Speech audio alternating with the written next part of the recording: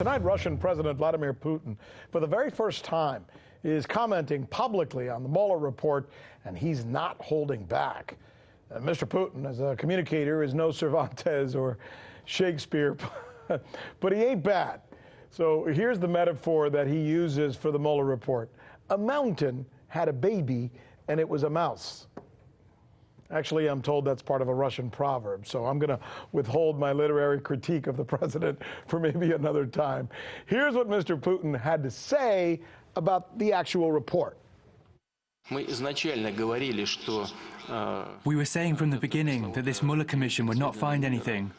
Russia did not interfere in the US elections, and there was none of the collusion that Mueller was looking for between Trump and Russia. We did not know Trump. When he came to Moscow, he came as a businessman. This is complete nonsense, designed exclusively for a domestic audience. Okay, so Putin was speaking at an Arctic forum, and during that forum, he criticized the Democrats, he criticized Mr. Trump, he criticized the Mueller probe, and he sat for more than an hour, actually taking questions about everything, including he even addressed any meetings that he may have had with candidate Donald Trump. We didn't know Mr. Trump. Yes, he did come to Moscow as a businessman, but it was not a big event for us. It was simply absurd, and it was meant for internal audience, and it was used for political purposes, and there's internal political strife in the United States of America. So a mountain has given birth to a mouse, and this is what happened. Well, we knew this would happen, and I have always told you, and now it has happened. So the mountain gave birth, and it was a mouse. You gotta love it.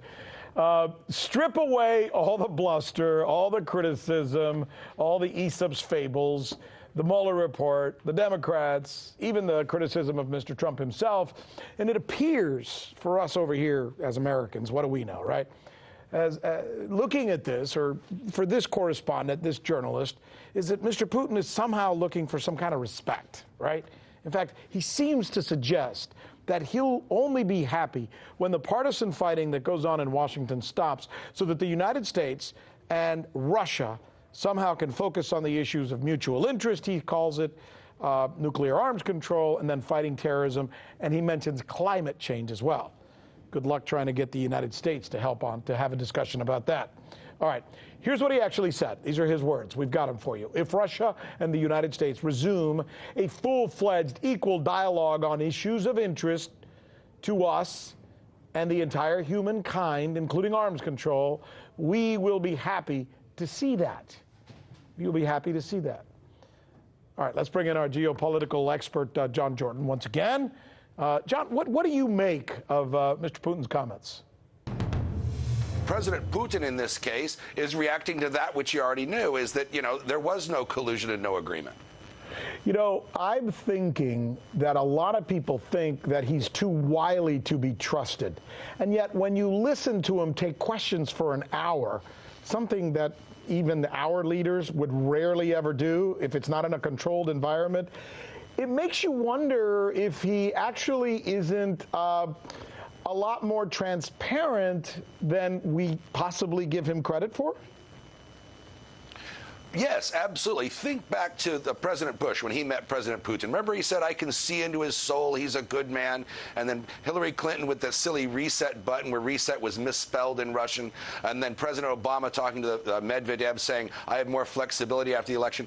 Americans, our body politics, our environment is determine how we see Trump through our own political lenses, whether we love Trump or hate Trump, especially since how hot those feelings are right now. Putin is now the devil. When in fact he wasn't under Obama, Bush, and with Secretary Clinton. When in fact he's neither of these things. He's a Russian patriot. He's a hard-nosed politician who seeks to further Russian interests. But he's neither devil nor saint.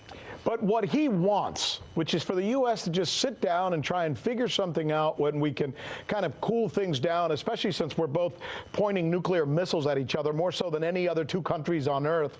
What he wants, that that détente, if you will. Is it possible, given all the neocons in Washington who constantly argue against this, because as you said yourself, they tend to live in the 1950s still? Yes, but I don't think the neocons are the problem here. I think the problems are the liberals in Congress that have made Russia so toxic that President Trump really is constrained and prevented from dealing effectively with President Putin. Remember, it's the left today that hates the Russians, when in fact it was the left that hated him in the 70s and 80s. We liked him in the 70s and 80s, but now it's the left that is preventing this. So isn't it, is this cyclical? I mean, because I remember nobody hated the Russians more than the Republicans. Nobody hated the Russians more than Nixon. Nobody hated the Russians more than Ronald Reagan. And suddenly it's like the left. Is it really a... No. What's the answer? No. Rick, the right hated communism, not Russia. There's a difference. The conservatism hates Soviet communism. The problem was never Russia. But the problem is the Dems hate Russia because they seem to think they're aligned with Trump, not because they really hate Russia. They see Russia as Trump, right? Exactly. It's all seen through the eyes of our silly little political lenses at home. That won't matter in 20, 30 years for anybody. Hey, John, as usual, great conversation. Love having you on. Thank you. We'll see you again. You double dip, my friend, tonight, by the way. We have to send you extra funds.